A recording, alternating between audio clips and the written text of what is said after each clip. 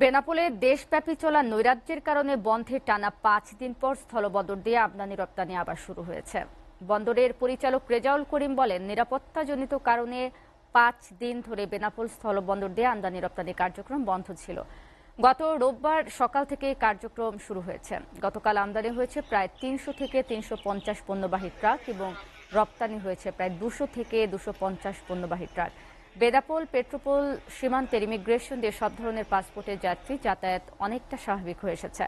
দেশের নৈরাজ্যকর পরিস্থিতিতে যাত্রীদের যাতায়াতে কড়াকড়ি আরোপ করে ইমিগ্রেশন কর্তৃপক্ষ।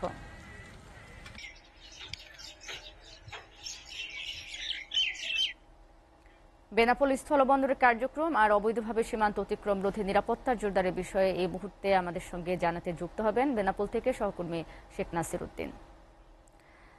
নাসির, টানা 5 দিন বন্ধ থাকার পর কিন্তু বেনাপোল স্থলবন্দর দিয়ে আমদানি রপ্তানি শুরু হয়েছে। সেখানে কার্যক্রম কেমন দেখতে পাচ্ছেন এবং সীমান্তে নিরাপত্তা পরিস্থিতি এখন কেমন দেখতে পাচ্ছেন?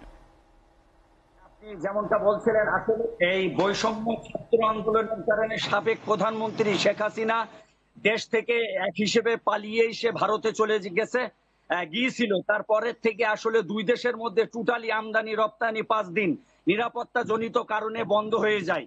এরপরে আপনার আমদানি রপ্তানি বেনাপোল স্থলবন্দর দিয়ে বেনাপোল কাস্টমস বন্দর, স্থলবন্দর কর্তৃপক্ষ, পেট্রাপোল সিডব্লিউসি কর্তৃপক্ষ তারা দফায় দফায় মিটিং করে দুই দেশের মধ্যে আমদানি রপ্তানি স্বাভাবিক প্রক্রিয়া শুরু করেছে।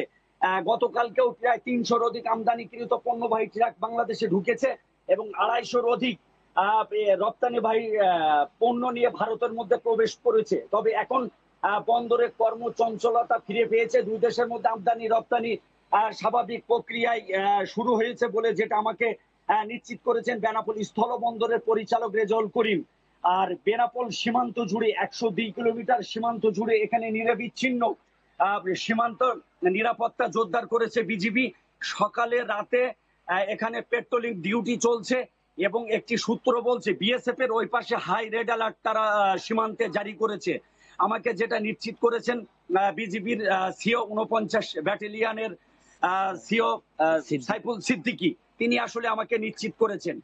আর আমদানি রপ্তানি স্বাভাবিক প্রক্রিয়া এখানে আছেন। তবে বন্দর এলাকায় বিভিন্ন শার্শা থানা, বেনাপোল থানা, এখানে বিজিবি পেট্রোলিং ডিউটি করছে। গুরুত্বপূর্ণ স্থাপনা এখানে বিজিবি মোতায়েন করা হয়েছে। বিশেষ করে দক্ষিণ এশিয়ার মধ্যে ভিতরে এখানে হরিদাস ঠাকুরের আশ্রম, অর্থাৎ হিন্দু সম্প্রদায়দের একটি আশ্রম আছে। এখানেও নিরবিচ্ছিন্ন নিরাপত্তা নিয়োজিত পুলিশ এবং বিজিবি তারা নিরাপত্তা দায়িত্ব পালন করছে এবং বিজিবি পুলিশ তারা আসলে পেট্রোলিং ডিউটি যৌথভাবে করছে। এই ছিল বেনাপোল স্থলবন্দর থেকে সর্বশেষ।